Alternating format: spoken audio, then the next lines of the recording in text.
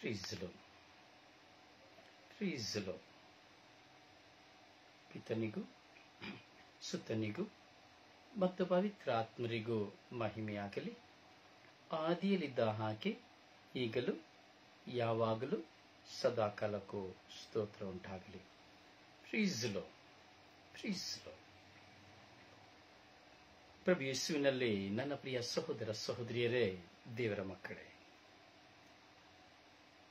ಪ್ರಭು ಯೇಸು ಕ್ರಿಸ್ತರ ಕೃಪಾಶೀರ್ವಾದವು, ದೇವರ ಪ್ರೀತಿಯು, ಪವಿತ್ರ ಆತ್ಮರ ಅನ್ಯೋನ್ಯತೆಯು ನಿಮ್ಮೆಲ್ಲರೊಡನೆ ಇರಲಿ. ಪ್ರೀಸಲು ಪ್ರೀಸಲು. ಪ್ರಿಯರೇ, ತಪಸ್ಸು ಕಾಲದಲ್ಲಿ ನಾವು ಹೆಜ್ಜೆ ಹಾಕ್ತಾ ಇದ್ದೇವೆ.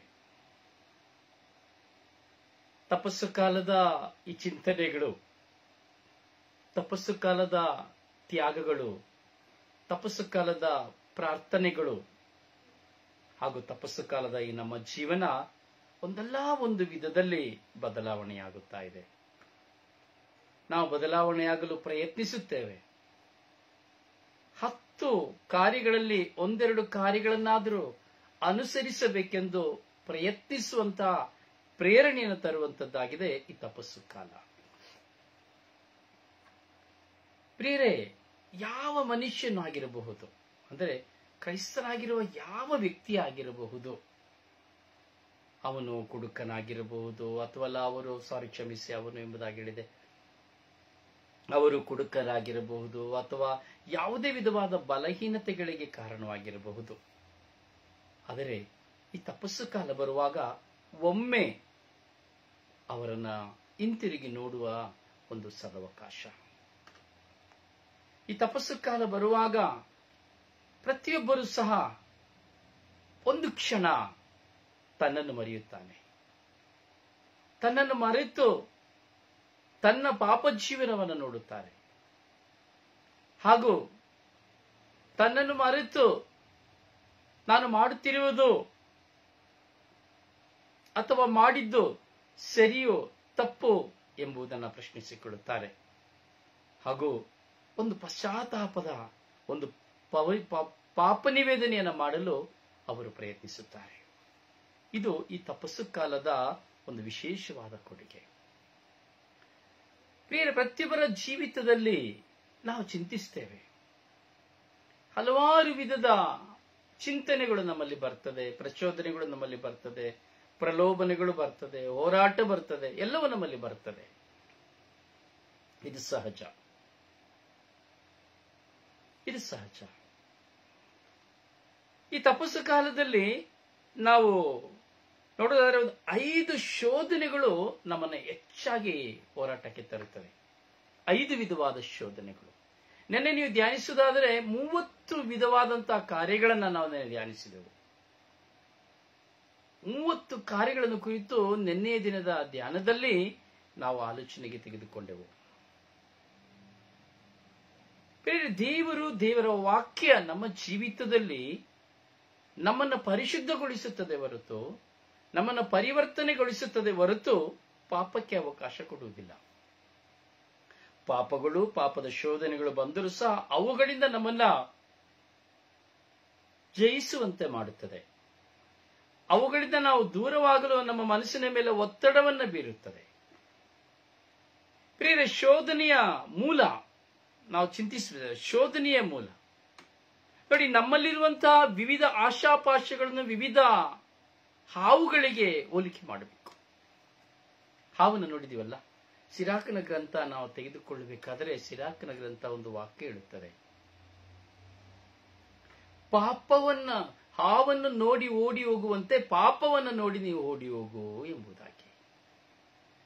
ಹಾವನ್ನು ಹೇಗೆ ನೋಡಿ ಓಡಿ ಹೋಗ್ತೇವೋ ಆಗ ಪಾಪವನ್ನು ನೋಡಿ ಓಡಿ ಹೋಗ್ಬೇಕಂತೆ. ಪ್ರತಿಯೊಬ್ಬ ಮನುಷ್ಯನಲ್ಲಿ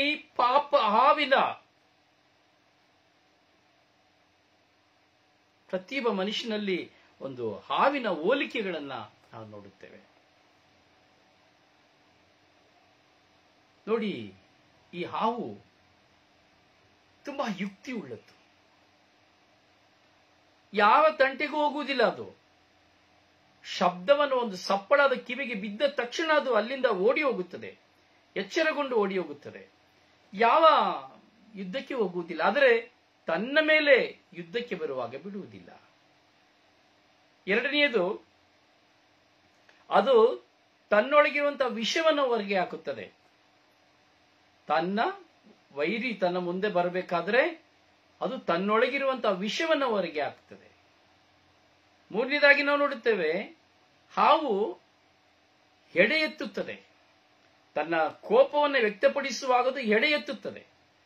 ಕೋಪವಿಲ್ಲದೆ ಇರುವಾಗ ಅದು ಎಡೆ ಎತ್ತುವುದಿಲ್ಲ. ಹಾಗದು ಅತಿ ರಭಸವಾಗಿ ಓಡುತ್ತದೆ. ಮನುಷ್ಯನ ಮುಂದೆ, ನಮ್ಮ ಮುಂದೆ ಹೋರಾಟ ಬರುವಾಗ ನಾವು ಹೇಗೆ ಓಡುತ್ತೇವೆ ಹಾಗದು ಓಡುತ್ತದೆ.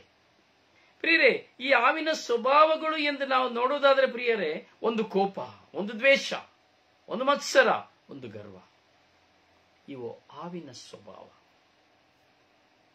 ದ್ವೇಷ, ಮತ್ಸರ, ಕೋಪ, ಗರ್ವ, ಇದು ಹಾವಿನಲ್ಲಿ ಅಡಕವಾಗಿರುವಂತಹ ಸ್ವಭಾವ. ಈ ಹಾವುಗಳು ಸೂಕ್ತ ಕಾಲದಲ್ಲಿ ಹೊರಬರುತ್ತದೆ. ಎಲ್ಲ ಸಮಯದಲ್ಲಿ ಹೊರಗೆ ಬರೋದಿಲ್ಲ, ತನಗೆ ಮೇವು ಬೇಕು ಅಂದಾಗ ಹೊರಗೆ ಬರ್ತದೆ. ಇದೇ ಪ್ರಿಯರ ಒಂದು ಶೋಧನೆ. ಇದೇ ಶೋಧನೆ. ಇದು ಪಾಪವಲ್ಲ. ಆದರೆ ಈ ಹಾವುಗಳಿಗೆ ಹಾಲು ಕುಡಿಸಿದರೆ ಹೇಗಿರ್ತದೆ ಯೋಚನೆ ಮಾಡಿ ನೋಡಿ.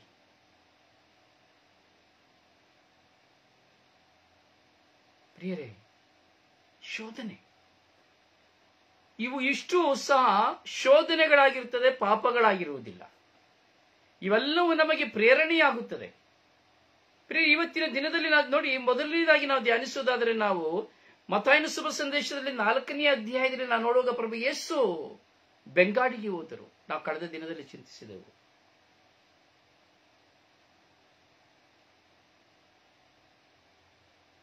ಪ್ರಭು ಯೇಸು ಬೆಂಗಾಡಿಗೆ ಹೋಗಬೇಕಾದರೆ ಸಂಭವಿಸಿದ್ದೇನು? ಶೋಧನೆಗೆ ಒಳಗಾದರು.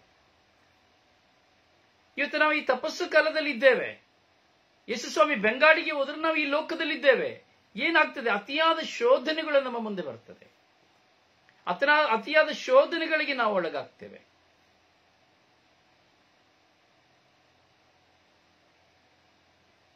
ಶೋಧಕನಾದ ಸೈತಾನನು ನಮ್ಮನ್ನ ಶೋಧನೆಗೆ ಒಳಪಡಿಸುತ್ತಾನೆ.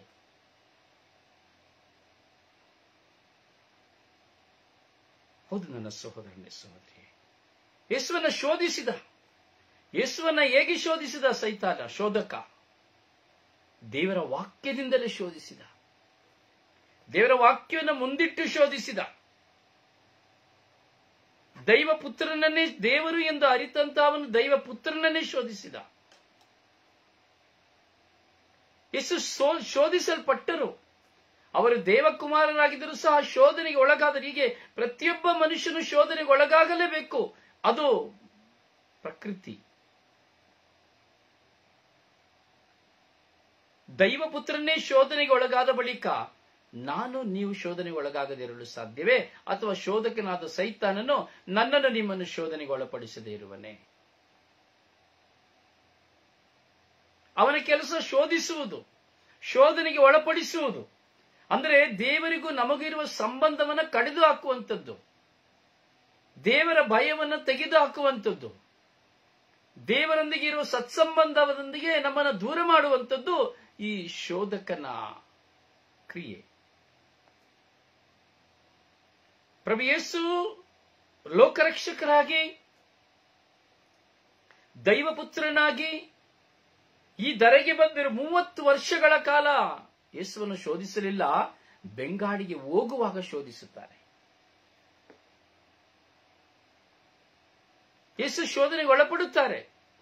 ಮಾತ್ರ ಅಲ್ಲ ಪ್ರಿಯರೇ, ಯೇಸು ಸ್ವಾಮಿಯು ಕೇವಲ ಈ 40 ದಿನದ ಬೆಂಗಾಡಿನ ಉಪವಾಸ ದಿನದಲ್ಲಿ ಮಾತ್ರ ಶೋಧಿಸಲ್ಪಡಲಿಲ್ಲ, ಬೇರೆ ವಿಧದಲ್ಲಿಯೂ ಶೋಧಿಸಲ್ಪಟ್ಟಿರುವುದಾಗಿ ಗ್ರಂಥ ಲೇಖಕರು ಹಲವಾರು ನಿದರ್ಶನಗಳನ್ನು ಬರೆದಿದ್ದಾರೆ. ಪ್ರಭು ಯೇಸುವನ್ನ ಹೆಣ್ಣಿನ ಮೋಹದಿಂದ ಶೋಧಿಸಿದ, ಅಲ್ಲಿಯೂ ಸಹ ಶೋಧಿಸಿದ ಸೈತಾನ. ಸೌಂದರ್ಯವನ್ನು ಸಹ ಇಟ್ಟು ಯೇಸುವನ್ನ ಶೋಧಿಸಿದ, ಹಣವನ್ನಿಟ್ಟು ಶೋಧಿಸಿದ, ಸ್ಥಾನಮಾನವನ್ನಿಟ್ಟು ಶೋಧಿಸಿದ.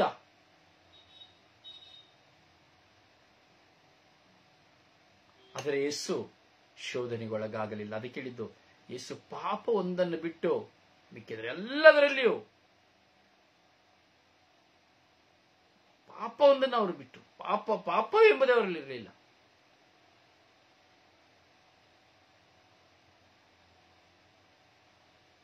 ಅಂದರೆ ಆ ಪಾಪದಲ್ಲಿ ಮಲಿನ ಮಾಡಬೇಕೆಂಬುದೇ ಆ ಶೋಧಕನ ಕಾರ್ಯವಾಗಿತ್ತು. ಹೀಗೆ ನಾವು ಈ 40 ದಿನ ಉಪವಾಸ ಮಾಡುವಾಗ ನಮ್ಮನ್ನು ಪಾಪದ ಸೆಳೆಗೆ ಸಿಲುಕಿಸಬೇಕೆಂಬುದೇ ಅವನ ಉದ್ದೇಶ.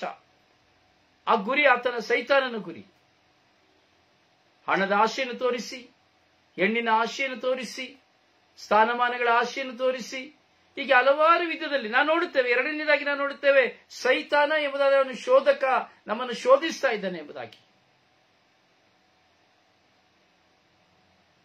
ಯಾಕೋಬನಿಗೆ ಗ್ರಂಥಗಳಲ್ಲಿ ನಾವು ನೋಡುತ್ತೇವೆ. ಯಾಕೋಬನ ಪುಸ್ತಕದಲ್ಲಿ ನಾವು 1ನೇ ಅಧ್ಯಾಯ 14ನೇ ವಾಕ್ಯದಲ್ಲಿ ನಾವು ನೋಡಬೇಕಾದರೆ ವಾಕ್ಯ ಹೇಳುತ್ತದೆ, ಪ್ರತಿಯೊಬ್ಬನು ಶೋಧನೆಗೊಳಗಾಗುವುದು ತನ್ನ ದುರಿಚ್ಛೆಯಿಂದಲೇ. ದೇವರು ಯಾರನ್ನ ಶೋಧನೆಗೊಳಪಡಿಸುವುದಿಲ್ಲ. ಯಾರು ಶೋಧನೆಗೊಳಗಾಗಬೇಕೆಂಬುದು ಸಹ ದೇವರ ಇಚ್ಛೆಯಲ್ಲ. ಪ್ರತಿಯೊಬ್ಬ ಮನುಷ್ಯ ತನ್ನ ಸ್ವಂತ ಇಚ್ಛೆಯಿಂದಲೇ ಶೋಧನೆಗೊಳಗಾಗುತ್ತಾನೆ. ನೋಡಿ, ನಾವು ಈ ಒಂದು ವಚನವನ್ನ, ಒಂದು ವಾಕ್ಯವನ್ನ ನಾವು ತೆಗೆದುಕೊಂಡು ಯೋಚಿಸಬೇಕಾದರೆ, ನಾವು ನಮಗೆ ಬರುವಂತಹ ಸ್ವಂತ ಇಚ್ಛೆಯಿಂದಲೇ, ದುರಿಚ್ಛೆಗಳಿಂದಲೇ ನಾವು ಶೋಧನೆಗೊಳಗಾಗ್ತೇವೆ. ಹಲವಾರು ದುರಿಚ್ಛೆಗಳು ನಮ್ಮಲ್ಲಿ ಉಲ್ಪಣವಾಗ್ತದೆ. ನೋಡುವುದೆಲ್ಲವನ್ನ ನಾವು ಸ್ವಂತವಾಗಿಸಿಕೊಳ್ಳಬೇಕೆಂಬ ಆಶೆ, ಒಂದು ಗಂಡಿನ ಆಕರ್ಷಣೆ ಅಥವಾ ಹೆಣ್ಣಿನ ಆಕರ್ಷಣೆ, ಬಂಗಾರದ ಆಕರ್ಷಣೆ,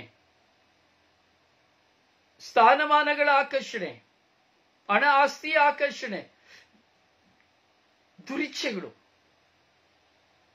ಕೆಟ್ಟದಾದಂತಹ ಇಚ್ಛೆಗಳು, ಆಸೆಗಳು, ಎಲ್ಲವನ್ನ ಅಡೆಯಬೇಕೆಂಬ ಆಸೆ, ಎಲ್ಲವನ್ನ ಸ್ವಂತವಾಗಿಸಿಕೊಳ್ಳಬೇಕೆಂಬ ಆಸೆ, ಎಲ್ಲವೂ ನನ್ನದಾಗಬೇಕೆಂಬ ಆಸೆ, ಒಂದಕ್ಕಿಂತ ಇನ್ನೊಂದನ್ನು ಮಾಡಿಕೊಳ್ಳಬೇಕೆಂಬ ಆಸೆ, ಒಂದಕ್ಕಿಂತ ಇನ್ನೊಂದು ಕಟ್ಟಿಕೊಳ್ಳಬೇಕೆಂಬ ಆಸೆ,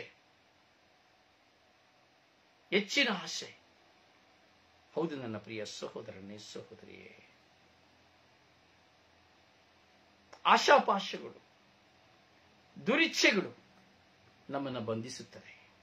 ಈ ತಪಸ್ಸು ಕಾಲದಲ್ಲಿ ಈ ದುರಿಚ್ಛೆಗಳು ನಮ್ಮನ್ನ ಬೇಟೆಯಾಡಲು ಶೋಧಕನಾದ ನಮ್ಮನ್ನು ಉಪಯೋಗಿಸಲ್ಪಡುವಾಗ ನಾವು ಎಚ್ಚರಗೊಳ್ಳಬೇಕು. ಇವುಗಳೆಲ್ಲವನ್ನು ನಾನು ಜಯಿಸಲು ಸಿದ್ಧನಾಗಬೇಕು. ಬರುತ್ತದೆ, ಪ್ರತಿಯೊಬ್ಬ ಮನುಷ್ಯನಲ್ಲಿಯೂ ಸಹ ಆಸೆಗಳು, ಹಲವಾರು ಆಸೆಗಳು ಬರುತ್ತದೆ. ಅದು ಯಾವ ಯಾಜಕನಾಗಿದ್ದರೂ, ಎಷ್ಟು ಶಕ್ತವಾದ ಶುಶ್ರೂಷಕನಾಗಿದ್ದರೂ, ಅವನು ದೇವರು ಎಂದು ದೇವರ ಸ್ಥಾನವನ್ನು ಪಡೆದುಕೊಂಡಿದ್ದೇನೆ ಎಂದು ಹೇಳುವುದಾದರೂ, ದೇವರು ನನ್ನೊಡನೆ ಮಾತನಾಡುತ್ತಾನೆ ಎಂದು ಹೇಳಿದರೂ ಸಹ, ಎಂಥ ಒಂದು ಪ್ರಾರ್ಥನಾ ವೀರನು ಎಂದು ಹೇಳಿದರೂ ಸಹ ಅವನ ಮುಂದೆ ದುರಿಚ್ಛೆಗಳು ಬರುತ್ತದೆ. ಒಂದು ಪಕ್ಷ ನನ್ನ ಮುಂದೆ ದುರಿಚ್ಛೆ ಬರುವುದಿಲ್ಲ ಎಂದು ಹೇಳಿದರೆ ಅವನು ಸುಳ್ಳುಗಾರ.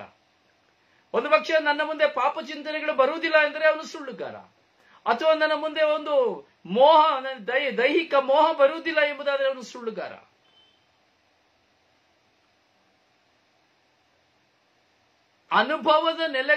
ಅನುಭವಗಳ ನಿಮಿತ್ತವಾಗಿ ಅದರಿಂದ ದೂರ ಆಗಬಹುದಷ್ಟೇ. ತನ್ನ ಜೀವಿತದಲ್ಲಿ ಅನುಭವ ಆಗುವಾಗ, ಈ ಎಲ್ಲಾ ದುರಿಚ್ಛೆಗಳ ಅನುಭವಗಳಾಗುವಾಗ, ಅಥವಾ ಅನುಭವಿಸಿದ ಬಳಿಕ ನಿರಾಶೆ ಆಗುವಾಗ, ಅಥವಾ ಅದರಿಂದ ಯಾವುದಾದ್ರೂ ಒಂದು ದುರ್ಘಟನೆಗಳು ನಡೆಯುವಾಗ ನಾವು ಅಲ್ಲಿಂದ ಎಚ್ಚರ ತಪ್ಪಿ ಹೊರಗೆ ಬರುವುದನ್ನು ನಾವು ನೋಡುತ್ತೇವೆ. ದುರಿಚ್ಛೆಗಳು ಪ್ರತಿಯೊಬ್ಬ ಮನುಷ್ಯನಲ್ಲಿದೆ, ನನ್ನಲ್ಲಿಯೂ ಇದೆ, ನಿಮ್ಮಲ್ಲಿಯೂ ಇದೆ. ಇಲ್ಲ ಎಂದೇಳಿದರೆ ಸುಳ್ಳುಗಾರ.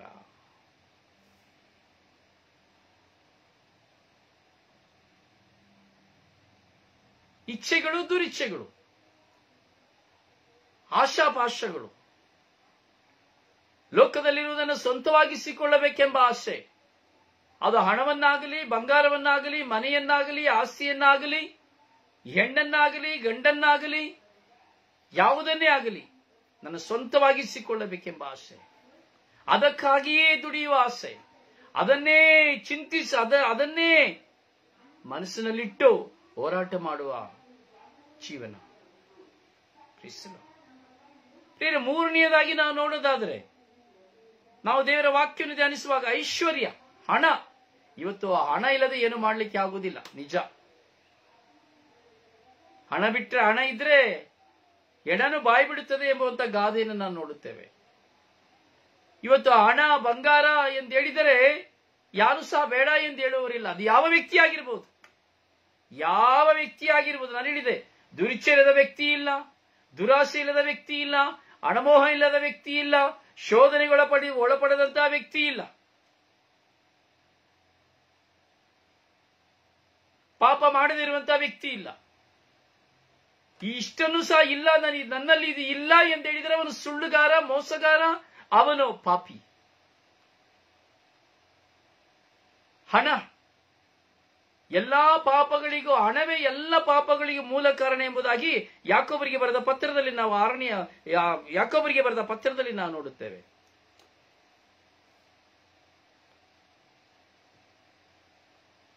ಮೊದಲನೇ ಅಧ್ಯಾಯ, ಕ್ಷಮಿಸಿ, 6ನೇ ಅಧ್ಯಾಯ 10ನೇ ವಾಕ್ಯ, ಯಾಕೋಬನಿಗೆ ಬರೆದ ಪತ್ರ.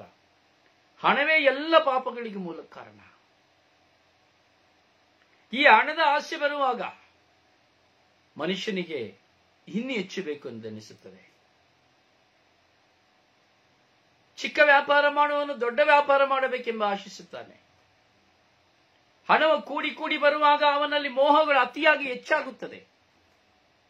ಅವನ ಕೈಯಲ್ಲಿ ಹಣವಿರುವವರೆಗೂ, ಹಣವಿಲ್ಲದವರೆಗೂ ಅವನು ಒಂದು ಸಾಧುವಾಗಿ, ಅವನು ಯಾವ ವಿಧವಾದಂತಹ ದುರಾಶೆಗಳಿಲ್ಲದೆ, ಅಥವಾ ಅವನು ಸೈರಣೆಯಿಂದ ಅವನು ತನ್ನನ್ನು ತಾನೇ ತಗ್ಗಿಸಿಕೊಳ್ಳುತ್ತಾ ಇರುತ್ತಾನೆ. ಆದರೆ ತನ್ನ ಕೈಯಲ್ಲಿ ಹಣ ಇದೆ ಎಂಬುದು ಅವನ ಚಿಂತೆಗೆ ಬರುವಾಗ, ಅಥವಾ ಹಣ ನನ್ನಲ್ಲಿದೆ, ನನ್ನದು ಎಂದು ಅವನಲ್ಲಿ ಬರುವಾಗ ಅವನು ಬದಲಾವಣೆಯಾಗುತ್ತಾನೆ. ತಾನು ಅವನು ನ್ಯಾಯವಾಗಿ ಸಂಪಾದಿಸಿದ ಹಣ ಇರಬಹುದು, ಅಥವಾ ಅನ್ಯಾಯವಾಗಿ ಸಂಪಾದಿಸಿದಂತ ಹಣ ಇರಬಹುದು. ತನ್ನ ಕೈಯಲ್ಲಿ ಹಣ ಬರುತ್ತದೆ ಎಂದು ಹೇಳುವಾಗ ನಾವು ನೋಡ್ತೇವೆ, ಅನೇಕ ವ್ಯಕ್ತಿಗಳು ಈ ಹಣದ ಮೂಲಕವಾಗಿ ಅತಿ ಆಶೆಗೆ ಗುರಿಯಾಗ್ತಾರೆ.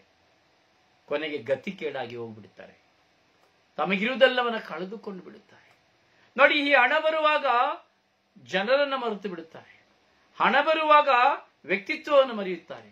ಹಣ ಬರುವಾಗ ಪ್ರೀತಿಸಿದವರನ್ನು ಮರೆಯುತ್ತಾರೆ. ಹಣ ಬರುವಾಗ ಕುಟುಂಬವನ್ನ ಮರೆಯುತ್ತಾರೆ. ಹಣಕ್ಕಾಗಿಯೇ ಸ್ಥಾನವನ್ನು ಕೊಡುತ್ತಾರೆ, ಹಣಕ್ಕಾಗಿಯೇ ಸಮಯವನ್ನು ಕೊಡುತ್ತಾರೆ, ಹಣಕ್ಕಾಗಿಯೇ ತನ್ನ ಜೀವನವನ್ನ ಮುಂದೆ ಸಾಗಿಸಿಕೊಂಡು ಹೋಗ್ತಾರೆ. ಬೆಳಗಿನಿಂದ ಸಂಜೆಯವರೆಗೂ ಹಣದ ಚಿಂತೆಯಲ್ಲಿರುವವನು ಹಣಕ್ಕಾಗಿಯೇ ತನ್ನ ಸಮಯವನ್ನು ವ್ಯರ್ಥ ಮಾಡುತ್ತಾನೆ. ತನ್ನ ಹೆಂಡತಿಗಾಗಲಿ, ತನ್ನ ಮಕ್ಕಳಿಗಾಗಲಿ, ತನ್ನ ಕುಟುಂಬಕ್ಕಾಗಲಿ ಅವನು ಪ್ರೀತಿ ಕೊಡಲು ಸಾಧ್ಯವಾಗುವುದಿಲ್ಲ. ಬಳಿಕೆಯವರು ಬಿಸ್ನೆಸ್ ಬಿಸ್ನೆಸ್ ಬಿಸ್ನೆಸ್, ಕೆಲಸ ಕೆಲಸ ಕೆಲಸ ಕೆಲಸ, ಟೈಮ್ ಇಲ್ಲ. ಹಣವೇ ಎಲ್ಲ ಪಾಪಗಳಿಗೆ ಮೂಲ ಕಾರಣ. ಅರಸನಾದ ಸಾಲಮನನ್ನು ನಾವು ನೋಡುತ್ತೇವೆ. ತುಂಬಾ ಒಳ್ಳೆಯವನು, ತುಂಬಾ ವಿಶ್ವಾಸಿ, ದೇವರಲ್ಲಿ ಭಯಭಕ್ತಿಯುಳ್ಳವನು. ಅಲ್ಲಿನ ಜನತೆಗೆ ನ್ಯಾಯ ತೀರಿಸುವುದಕ್ಕಾಗಿ ದೇವರಲ್ಲಿ ಮಂಡಿಯೂರಿ ಪ್ರಾರ್ಥಿಸುತ್ತಾ ಇದ್ದವನು. ಆಶೀರ್ವದಿಸಲ್ಪಟ್ಟವನು, ದಾವೀದನಿಗೆ ಆಶೀರ್ವಾದವಾಗಿ ಜನಿಸಿದಂತಹ ಮಗ ಸಾಲಮೋನ. ದೇವರಲ್ಲಿ ಅತಿ ಭಯಭಕ್ತಿಯುಳ್ಳವನಾಗಿದ್ದನು. ದೇವರಲ್ಲಿ ಅವನು ಜ್ಞಾನವನ್ನು ಕೇಳುತ್ತಾ ಇದ್ದನು. ತನ್ನ ಜನತೆಗೆ ನ್ಯಾಯ ವಿಧಿಸಲು ಜ್ಞಾನಕ್ಕಾಗಿ ಪ್ರಾರ್ಥಿಸುತ್ತಾ ಇದ್ದನು. ಆದರೆ ಒಂದು ದಿನ ದೇವರ ದೂತನು ಅವನ ಕನಸಿನಲ್ಲಿ ಬಂದು ಅವನ ಪ್ರಾರ್ಥನೆಯನ್ನು ಮೆಚ್ಚಿ, ನಿನಗೇನು ಬೇಕು ಎಂದು ಕೇಳಿಕೊಳ್ಳುವಾಗ ಅವನು ಕೇಳಿದ್ದು ಒಂದೇ. ನಿಜವಾಗಿ ಅವನು ಎಷ್ಟು ಒಳ್ಳೆಯವನು ನೋಡಿ ಸಾಲಮೋನ. ಅವನು ಕೇಳಿದ್ದು, ಸ್ವಾಮಿ, ಈ ನನ್ನ ಪ್ರಜೆಗಳಿಗೆ ನ್ಯಾಯ ತೀರಿಸುವ ಜ್ಞಾನವನ್ನು ನನಗೆ ಕೊಡಿ.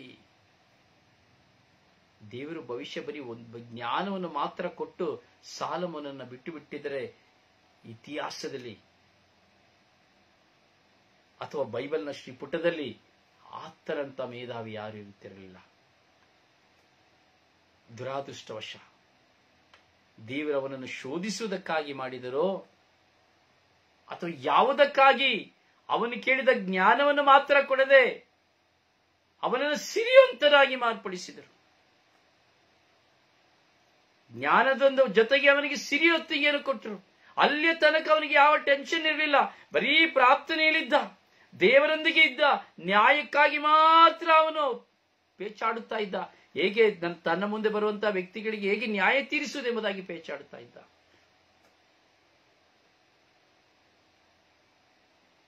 ಆದರೆ ಸಿರಿವಂತಿಕೆ ಅವನಿಗೆ ಕೊಡಲ್ಪಟ್ಟಿತು. ಈ ಸಿರಿವಂತಿಕೆ ಪ್ರಾರಂಭದಲ್ಲಿ ಅವನಿಗೆ ಏನೂ ಕಾಣಲಿಲ್ಲ.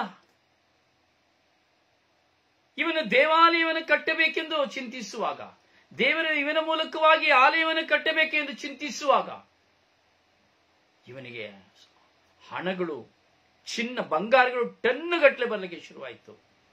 ಬೆಳ್ಳಿಗಳು ಟನ್ನುಗಟ್ಟಲೆ ಬರಲಿಕ್ಕೆ ಶುರುವಾಯಿತು. ತುರಾಯಿ ಮರಗಳು ಟನ್ನುಗಟ್ಟಲೆ ಬರಲಿಕ್ಕೆ ಶುರುವಾಯಿತು. ಶೆಬಾ ರಾಣಿಯು ಸಹ ತನಗಿರುವುದೆಲ್ಲವನ್ನು ತೆಗೆದುಕೊಂಡು ಕೊಡುತ್ತಾಳೆ, ತನ್ನನ್ನೇ ಅವನಿಗೆ ಕೊಡುತ್ತಾಳೆ. ದೇವಾಲಯಕ್ಕಾಗಿ ಅವನು ಕೂಡಿಸಿಟ್ಟಿದ್ದು ಕಟ್ಟಿದೆಲ್ಲವೂ ಸೌಂದರ್ಯವಾಗಿ ದೇವಾಲಯವು ಕಟ್ಟಲ್ಪಟ್ಟಿತ್ತು. ಆದರೆ ಅವನಲ್ಲಿ ಸೋತು ಹೋದ. ಹೆಣ್ಣಿನ ವಿಷಯದಲ್ಲಿ ಸೋತು ಹೋದ. ಹಣದ ನಿಮಿತ್ತವಾಗಿ ಹಣ ಆಸ್ತಿ ಅವನಲ್ಲಿ ಬರುವಾಗ ಅವನು ತನ್ನ ಜನತೆಯನ್ನ, ತನ್ನ ಸಂತತಿಯನ್ನು ಹೆಚ್ಚಿಸಿಕೊಳ್ಳುವುದರ ಸಲುವಾಗಿ, ಯುದ್ಧಗಳ ಸಮಯದಲ್ಲಿ ಸೈನ್ಯವನ್ನು ಹೆಚ್ಚಿಸಿಕೊಳ್ಳುವುದರ ಸಲುವಾಗಿ ಅನೇಕ ಜನರನ್ನ ಮದುವೆ ಮಾಡಿಕೊಂಡ. ಅದು ಅಲ್ಲದೆ ಅನೇಕ ಜನರನ್ನ ದಾಸ್ಯರಾಗಿ ಇಟ್ಟುಕೊಂಡ. ಹಣದ ನಿಮಿತ್ತವಾಗಿ ಅವನು ಬದಲಾಯಿಸುತ್ತಿದ್ದಂತಹ ಬಟ್ಟೆಯ ಎಣಿಕೆ ಯಾರಿಗೂ ಗೊತ್ತಿಲ್ಲ ಇದುವರೆಗೂ. ಒಂದು ದುಂಬಿಯಂತೆ ಅವನು, ಹೂವಿನಂತೆ ದುಂಬಿಯಂತೆ ಎಂಬುದಾಗಿ ದೇವರ ವಾಕ್ಯ ಹೇಳುತ್ತದೆ. ಆ ವಸ್ತ್ರವು ಅಷ್ಟು ವಸ್ತ್ರಗಳನ್ನು ಬದಲಾಯಿಸುತ್ತಾ ಇದ್ದ. ಪ್ರಿಯರೇ, ಅವನಲ್ಲಿದ್ದಂತಹ ಆ ದೈವ ಪ್ರೀತಿ, ಆ ಪ್ರಾರ್ಥನೆ, ವಿಶ್ವಾಸ ಇವೆಲ್ಲವೂ ಕದಡಲ್ಪಟ್ಟಿತ್ತು ಸಿರಿವಂತಿಕೆ ಬರುವಾಗ. ಸಿರಿವಂತಿಕೆ ಬಾರದೆ ಹೋಗಿದ್ರೆ ಅವನು ಹಲವಾರು ಜನರನ್ನ ಮದುವೆ ಮಾಡಿಕೊಳ್ತಾ ಇರಲಿಲ್ಲ, ದಾಸಿಯರನ್ನ ಇಟ್ಟುಕೊಳ್ತಾ ಇರಲಿಲ್ಲ. ಕೊನೆಗೆ ಈ ಸಿರಿವಂತಿಕೆ, ಈ ಹಣದಾಸೆ ಅವನನ್ನ ಅನ್ಯ ಸ್ತ್ರೀಯರನ್ನು ಸಹ, ವಿಗ್ರಹಾರಾಧನೆ ಮಾಡುವ ಅನ್ಯ ಸ್ತ್ರೀಯರನ್ನು ಸಹ ಗಳಿಸಿಕೊಳ್ಳುವಂತೆ ಮಾಡಿತು. ಅನ್ಯ ವಿಗ್ರಹಗಳಿಗೆ ಧೂಪ ಹಾಕಲು ಅಂತೆ ಅವನು ಸಹ ಧೂಪ ಹಾಕಿದ, ಮತ್ತೊಬ್ಬರಿಗೂ ಸಹ ಧೂಪ ಹಾಕಲು ಬಿಟ್ಟ. ಸರ್ವೇಶ್ವರ ಸ್ವಾಮಿಯನ್ನ ಬಿಟ್ಟು ತೊರೆದು ಹೋದ. ದೊಡ್ಡ ಶಾಪಕ್ಕೆ ಒಳಗಾದ. ನೋಡಿ, ಇವತ್ತಿಗೂ ಸಹ ನೋಡಿ, ಎಷ್ಟೋ ಜನ, ನನಗೆ ಗೊತ್ತು, ಎಷ್ಟೋ ಜನ ಬಿಸ್ನೆಸ್ ಮುಂದೆ ಬರಲಿಕ್ಕಾಗಿ, ವ್ಯಾಪಾರ ಬೆಳಿಲಿಕ್ಕಾಗಿ ಎಷ್ಟೋ ಜನ ಇವತ್ತು ಮಾಟಮಂತ್ರ ಮಾಡಿಸ್ತಾರೆ. ಈ ಸಮಾಧಿಗಳಲ್ಲಿ, ಗುಹೆಗಳಲ್ಲಿ ಇರುವವರನ್ನು ಹೋಗಿ ಸಂಧಿಸ್ತಾರೆ. ರಕ್ತ ಬಲಿ ಅರ್ಪಣೆಗಳನ್ನು ಮಾಡುತ್ತಾರೆ. ಅನೇಕ ವಿಧದಲ್ಲಿ ಅವರು ಬಲಿಗಳನ್ನು ಕೊಡುತ್ತಾರೆ, ಸಿರಿವಂತಿಕೆ ಆಗುವುದಕ್ಕಾಗಿ. ಇದೆ, ಶಕ್ತಿ ಇದೆ, ಗಳಿಸಿಕೊಳ್ಳಬಹುದು. ಒಬ್ಬ ಮನುಷ್ಯ ಗಳಿಸಿಕೊಳ್ಳಬಹುದು. ಎಷ್ಟೋ ಜನ ಹಣದ ಆಸೆಯ ನಿಮಿತ್ತವಾಗಿ ಅವರಿಗೆ ಯಾವ ಕೇಡು ಸಂಭವಿಸದಂತೆ ಹಾಗೂ ತಾನು ಎಲ್ಲದರಲ್ಲಿ ಜಯ ಹೊಂದುವಂತೆ, ತನ್ನ ಸಿರಿವಂತಿಕೆಗೆ ಅಡಚಣೆ ಬರದಂತೆ ಅವರು ಅನ್ಯ ದೇವತೆಗಳನ್ನು ಆವರಿಸಿಕೊಳ್ಳುವುದನ್ನು ನಾವು ಇವತ್ತಿನ ದಿನದಲ್ಲಿ ಸಹ ನಾವು ನೋಡುತ್ತಾ ಇದ್ದೇವೆ. ನೋಡಿ, ಯೇಸು ಸ್ವಾಮಿಯ ಶೋಧಕನು ಆ ಬೆಂಗಾಡಿನಲ್ಲಿ ಶೋಧನೆಗೊಳಪಡುವಾಗ ಒಂದು ಮಾತನ್ನು ಹೇಳಿದನು ಯೇಸುವನ್ನು ನೋಡಿ, ನೀನು ಒಮ್ಮೆ ನನಗೆ ತಲೆಬಾಗಿದರೆ ಸಾಕು, ಇದನ್ನೆಲ್ಲ ನಿನಗೆ ಕೊಟ್ಟು ಬಿಡುತ್ತೇನೆ. ಒಮ್ಮೆ ನೀನು ನನಗೆ ತಲೆಬಾಗಿದರೆ ಸಾಕು, ಇದೆಲ್ಲವನ್ನು ನಿನಗೆ ಕೊಟ್ಟು ಬಿಡುತ್ತೇನೆ. ನಿನ್ನ ಕಣ್ಣಿಗೆ ಏನ್ ಕಾಣ್ತದೋ ನಿನ್ನ ಮುಂದೆ ಅದನ್ನೆಲ್ಲ ಕೊಟ್ಟು ಬಿಡುತ್ತೇನೆ ಎಂಬುದಾಗಿ ಶೋಧಕ ಹೇಳುತ್ತಾನೆ. ಸೈತಾನನ ಹಿಂದೆ ಹೋಗುವಾಗ ಸಿಗುತ್ತದೆ, ಆದರೆ ನಿನ್ನ ಆತ್ಮರಕ್ಷಣೆ ಆಗುವುದಿಲ್ಲ. ನೀನು ಸ್ವರ್ಗರಾಜ್ಯವನ್ನು ಸೇರಲಾಗುವುದಿಲ್ಲ. ನಿನ್ನ ಮರಣದ ಗಳಿಗೆ ಹೇಗಿದೆ ಎಂಬುದಾಗಿ ಗೊತ್ತಾಗುವುದಿಲ್ಲ. ಅಥವಾ ನಿನ್ನ ಜೀವಿತದಲ್ಲಿ ನಿನಗೆ ಸಮಾಧಾನ, ಶಾಂತಿ ಸಿಗುತ್ತದೆ ಎಂದು ಗೊತ್ತಾಗುವುದಿಲ್ಲ. ನಿನ್ನ ರಾಶಿಯಾಗಿ ಕೂಡಿಸಿಟ್ಟುಕೊಂಡಂತ ಹಣದ ನಿಮಿತ್ತವಾಗಿ ನಿನಗೆ ನಿದ್ರೆ ಬರುವುದಿಲ್ಲ, ಅಥವಾ ರೋಗ, ಭಯ. ಪ್ರಿಯರಿಗೆ, ಪ್ರತಿಯೊಬ್ಬ ಮನುಷ್ಯನನ್ನು ನಾನು ನೋಡುತ್ತೇವೆ ಪ್ರಿಯರೇ, ಈ ಹಣ ಬರುವಾಗ ಅವನು ಬದಲಾವಣೆ ಆಗುತ್ತಾನೆ. ನನ್ನದು ಹಣ, ನನ್ನ ಕೈಲಿ ಹಣ ಇದೆ ಎಂದು ಒಮ್ಮೆ ಬಂದರೆ ಅವನು ಎಂದಿಗೂ ತನ್ನ ಮನಸ್ಸಿನಲ್ಲಿ ಪ್ರೀತಿಯನ್ನು ಕಾಣಲು ಸಾಧ್ಯವಿಲ್ಲ. ಇರುವ ಪ್ರೀತಿಯನ್ನೆಲ್ಲ ತ್ಯಜಿಸಿ ಬಿಡುತ್ತಾನೆ. ನನ್ನ ಹಣ, ನನ್ನ ಹಣ, ನನ್ನ ಹಣ, ನನ್ನ ಕೈಲಿ ಹಣ ಇದೆ, ನನ್ನ ಕೈಲಿ ಹಣ ಇದೆ, ಇವು ಆತನ ಮನಸ್ಸಿನಲ್ಲಿ ಪ್ರವರ್ತಿಸುತ್ತಾ ಇರುತ್ತದೆ. ಹೀಗೆ ಪ್ರತಿಯೊಬ್ಬ ವ್ಯಕ್ತಿಗಳನ್ನು ನಾವು ನೋಡುವಾಗ ಪ್ರಿಯರೇ, ಹಣವೇ ಎಲ್ಲ ಪಾಪಗಳಿಗೆ ಮೂಲ ಕಾರಣ. ಒಬ್ಬನು ಸಿರಿವಂತನಾಗೋದಕ್ಕಾಗಿ ಜೂಜಾಡ್ತಾನೆ, ಕುದುರೆ ರೇಸ್ಗೆ ಹೋಗ್ತಾನೆ, ಇಸ್ಪೀಟ್ ಆಡ್ತಾನೆ, ಗ್ಯಾಂಬ್ರಿನ್ ಮಾಡ್ತಾನೆ, ಮಟ್ಕ ಮಾಡ್ತಾನೆ, ಕೋಳಿ ಜೂಜಾಡ್ತಾನೆ, ಬೇಡವಾದುದೆಲ್ಲ ಮಾಡ್ತಾನೆ. ಯಾತಕ್ಕೆ? ಅವನ ಹಣ ಮಾಡ್ಲಿಕ್ಕಾಗಿ. ದುರಿಚ್ಛೆ, ಹಣ ಮಾಡ್ಲಿಕ್ಕಾಗಿ ಸಾಕಷ್ಟು ವಿಧದಲ್ಲಿ ಜನರನ್ನ ಮೋಸ ಮಾಡ್ತಾರೆ. ಇವತ್ತು ನೋಡಿ, ಹಣ ಮಾಡ್ಲಿಕ್ಕಾಗಿ ನಾವು ಸಾಕಷ್ಟು ವಿಧದ ಮಾರ್ಗಗಳನ್ನು ನೋಡ್ತೇವೆ. ಮೊಬೈಲ್ಗಳಲ್ಲಿ, ಆನ್ಲೈನ್ಗಳಲ್ಲಿ ಜನರನ್ನ ಎಷ್ಟು ಮೋಸ ಮಾಡ್ತಾ ಇದ್ದಾರೆ. ನಿಮಗೆ ಇಷ್ಟು ಹಣ ಬರ್ತದೆ, ಇಷ್ಟು ಹಣ ಬಂದಿದೆ, ಇದನ್ನು ತೆಗೆದುಕೊಳ್ಳಿ, ಆದರೆ ಇಷ್ಟು ಕಟ್ಟಿ, ಮೋಸ ಮಾಡ್ತಾರೆ. ಇವತ್ತು ನಿಮಗೆ ಜಾಗ ಇದೆಯಾ, ನಿಮಗೆ ನಾವು ಲೋನ್ ಕೊಡ್ತೇವೆ ಎಂದು ಹೇಳಿ ಅವರು ಹಣವನ್ನು ಪಡೆದು ಮೋಸ ಮಾಡ್ತಾರೆ. ಲೋನ್ ಕೊಡುವುದಿಲ್ಲ. ಇಲ್ಲಿ ನೀವು ಇಷ್ಟು ಬಂಡವಾಳ ಹೂಡಿದರೆ ನಿಮಗೆ ಇಷ್ಟು ಕೊಡುತ್ತೇನೆ ಎಂಬುದಾಗಿ ಸುಳ್ಳು ಹೇಳ್ತಾರೆ, ಮೋಸ ಮಾಡುತ್ತಾರೆ. ನಿಮಗೆ ನೀವು ಕೂಡಿಟ್ಟಂತ ಹಣಕ್ಕೆ 1 ಲಕ್ಷಕ್ಕೆ ನಿಮಗೆ 20,000 ಬಡ್ಡಿ ಕೊಡ್ತೇವೆ, ಮೋಸ ಮಾಡುತ್ತೇವೆ. ನಾವು ಮೋಸ ಹೋಗ್ತೇವೆ. ಎಲ್ಲಾ ಕಾರಣ ಹಣವೇ ಎಲ್ಲ ಪಾಪಗಳಿಗೆ ಮೂಲ ಕಾರಣ.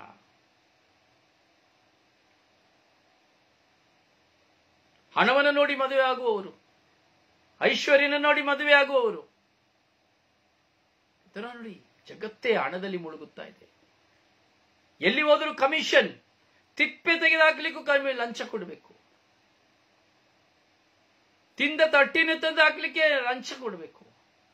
ಸರ್ಕಾರಿ ಕೆಲಸ ನಮಗಾಗಿ, ಹೌದು ದುಡಿಮೆ ನಾವೇ ಅವರಿಗೆ ಸಂಬಳ ಕೊಡ್ತಾ ಇದ್ದೇವೆ, ಲಂಚ ಕೊಡಬೇಕು.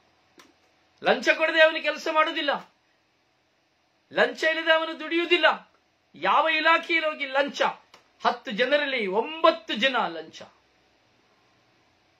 ಅದು ಪೊಲೀಸ್ ಇಲಾಖೆ ಆಗಬಹುದು, ತಾಲೂಕು ಕಚೇರಿ ಆಗಬಹುದು, ಮುನ್ಸಿಪಲ್ ಆಗಬಹುದು, ಕಂದಾಯ ಆಗಬಹುದು, ವಿದ್ಯಾಭ್ಯಾಸ, ಎಲ್ಲಿ ಹೋಗಿ ಹಣಕ್ಕಾಗಿಯೇ ದುಡಿಯುವ ಚಿಂತೆ. ನೋಡಿ, ಇವತ್ತಿನ ದಿನದಲ್ಲಿ ನಾವು ನೋಡುತ್ತೇವೆ ಎಷ್ಟು ಜನ, ತಪ್ಪು ಎಂದು ಹೇಳುವುದಿಲ್ಲ, ಈ ಹಣವನ್ನು ಕುರಿತಾಗಿ ಮಾತನಾಡುವಂತಹ ಸಂದೇಶಗಳಿದಷ್ಟೇ. ಹಲವಾರು ವಿವಾಹವಾಗುತ್ತಾರೆ, ಪತಿ ಪತ್ನಿಯರಲ್ಲಿ ವಿವಾಹವಾಗುತ್ತಾರೆ, ಪತ್ನಿಯನ್ನು ಬಿಟ್ಟು ಪರದೇಶಗಳಿಗೆ ಹೋಗಿಬಿಡುತ್ತಾರೆ. ಮಕ್ಕಳು ಅನಾಥರು, ಬಾಳ ಸಂಗಾತಿ ಅನಾಥೆ. ಹಣ ಸಂಪಾದನೆ ಮಾಡುತ್ತಾರೆ. ಪ್ರಾಯದ ವಯಸ್ಸಿನಲ್ಲಿ ತನ್ನ ಪತ್ನಿಗೆ ಕೊಡುವ ಸುಖವಿಲ್ಲ, ತನ್ನ ಪತಿಗೆ ಸಿಕ್ಕುವ ಸುಖವಿಲ್ಲ, ತನ್ನ ಮಕ್ಕಳಿಗೆ ಸಿಕ್ಕುವ ಪ್ರೀತಿ ಇಲ್ಲ, ತನ್ನ ಎತ್ತವರಿಗೆ ಸಿಕ್ಕುವ ಆಶ್ರಯವಿಲ್ಲ. ಹಣಕ್ಕಾಗಿ ಹೋಗ್ತಾರೆ. 20, 25, 30 ವರ್ಷ ಸತತವಾಗಿ ದುಡಿಯುತ್ತಾರೆ. ಆದರೆ ಹಣವನ್ನು ಸಂಪಾದಿಸಿಕೊಳ್ಳುತ್ತಾರೆ, ಸಮಾಧಾನವನ್ನು ಕಳೆದುಕೊಳ್ಳುತ್ತಾರೆ, ಸಂತೋಷವನ್ನು ಕಳೆದುಕೊಳ್ಳುತ್ತಾರೆ, ನೆಮ್ಮದಿಯನ್ನು ಕಳೆದುಕೊಳ್ಳುತ್ತಾರೆ. ಇನ್ನು ಕೆಲವರು ಹಣಕ್ಕಾಗಿಯೇ ಹೋಗಿ ಹಣದಲ್ಲಿಯೇ ಮುಳುಗಿ ಹಣದಲ್ಲಿಯೇ ಸತ್ತು ಹೋಗುತ್ತಾರೆ, ಸಾಲಗಾರರಾಗಿ ಹೋಗುತ್ತಾರೆ. ಎಷ್ಟೋ ಜನ ಹೆಣ್ಣುಗಳ ಕೈಗೆ ಸಿಕ್ಕಿ ಹೆಣ್ಣುಗಳಿಂದ ಇರುವುದೆಲ್ಲವನ್ನ ಕೊಳ್ಳೆ ಹೊಡೆಯಲಿಕ್ಕೆ ಅವಕಾಶ ಮಾಡಿಕೊಡುತ್ತಾರೆ.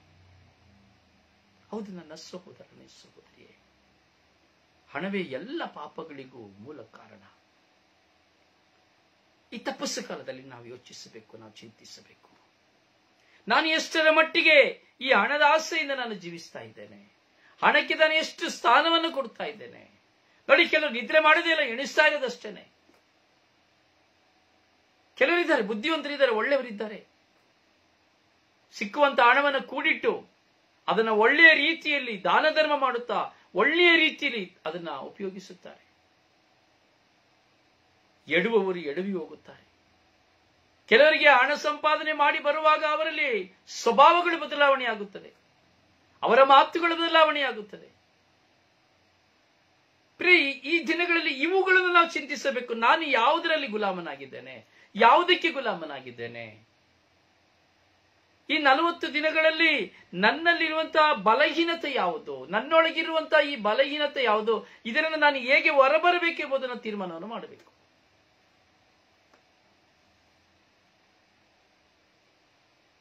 ಒಂದು ನಿರ್ಧಾರವನ್ನು ತೆಗೆದುಕೊಳ್ಳಬೇಕು. ನಮ್ಮಲ್ಲಿರುವ ಕೆಟ್ಟದನ್ನು ಬಿಟ್ಟು ಬಿಡುವುದಕ್ಕೆ ಒಂದು ನಿರ್ಧಾರವನ್ನು ತೆಗೆದುಕೊಳ್ಳುವುದೇ ಈ 40 ದಿನದ ಉಪವಾಸ ದಿನ. ಕೆಟ್ಟದನ್ನು ಬಿಟ್ಟು ಒಂದು ಒಳ್ಳೆಯ ನಿರ್ಧಾರವನ್ನು ತೆಗೆದುಕೊಳ್ಳುವುದಕ್ಕೆ. ಮತ್ತೆ ನಾವು ನೋಡುವುದಾದರೆ ಅತಿ ಭೋಜನ ನೋಡಿ, ಇದು ಪಾಪವೇ. ತಿನ್ನಬೇಕು, ಹೌದು, ಪ್ರತಿಯೊಬ್ಬ ಮನುಷ್ಯನಿಗೆ ಹೊಟ್ಟೆ ಇದೆ, ದೇವರೇ ಕೊಡೋದು ತಿನ್ಲಿಕ್ಕೆ, ತಿಂತಾನೇ ಇರುವುದಲ್ಲ. ತಿನ್ನುವುದೇ ಹೊಟ್ಟೆ ಅಲ್ಲ, ನಿನ್ನ ಹೊಟ್ಟೆಯೇ ದೇವರಲ್ಲ ಹೊಟ್ಟೆ. ತಿನ್ನುವುದಕ್ಕಾಗಿ ಜೀವಿಸುವುದಲ್ಲ ಜೀವನ. ಬೆಳಗಿನಿಂದ ಸಂಜೆವರೆಗೂ ಅದು ತಿನ್ನಬೇಕು, ಇದು ತಿನ್ನಬೇಕು, ತಿನ್ನುತ್ತಾ ಇರುವುದೇ ಪ್ರಿಯರೇ. ಆದರೆ ತನ್ನ ಜ್ಞಾನವನ್ನು ಬೆಳೆಸಿಕೊಳ್ಳುವಂತ ಚಿಂತನೆ ನಮಗಿರುವುದಿಲ್ಲ. ಹೊಟ್ಟೆಯೇ ದೇವರು, ದೇವರ ವಾಕ್ಯ ಹೇಳಿದ ಹೊಟ್ಟೆಯೇ ದೇವರು. ಯೋಚನೆ ಮಾಡಿ ಪ್ರಿಯರೇ.